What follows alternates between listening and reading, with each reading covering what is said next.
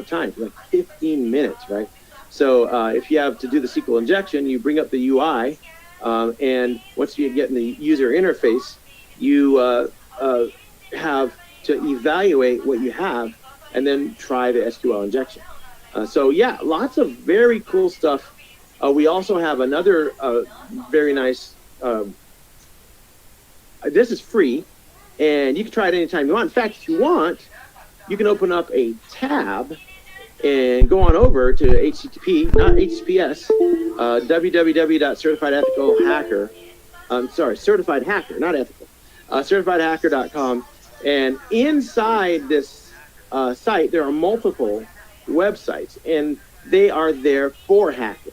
So you can scan them, enumerate them, and you can try various attacks, like, for instance, injection attacks like I was talking about before, code attacks, things like that. So yeah, this one, you can do this anytime you want. This is live, free, anytime.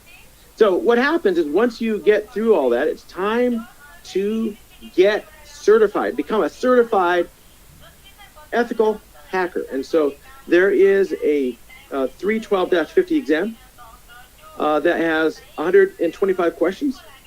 You have 4 hours. It's a knowledge-based exam showing that you know what it takes to be a certified ethical hacker. Once you pass this exam, it does require extensive knowledge of the core modules. Once you pass it, oh, by the way, that's version 11. I need to fix that. Once you pass the exam, then you will become a certified ethical hacker. But there's more, because there's also the practical credential.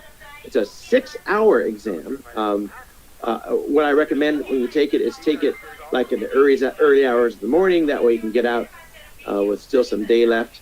Our CPENT exam is a lot longer than that. 20 real-life scenarios. And in this one, you're not just answering a question. You have to demonstrate that you know the technique. So you have to actually go into the user interface and do some hacking, right? There are proctors watching you to make sure that you are actually finding the answer.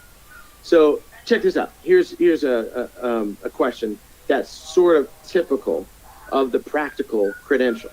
So during a security assessment, it was found that a server was hosting a website that was vulnerable to certain types of web attacks.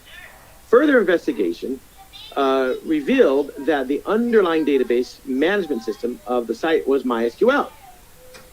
Determine the operating system of the machine that hosted the database. How do we find? So there's some machine that's running MySQL. How do I find that? Well, what I do is I start my scan. So over here you see that they're using ZenMat, and very likely they're running a Windows box. So I would probably use the Linux box and use Nmap. And what they're doing here is they're running a scan for port. See that -P right there? 3306 on the entire subnet, and then they're finding one machine with that port open, 3306.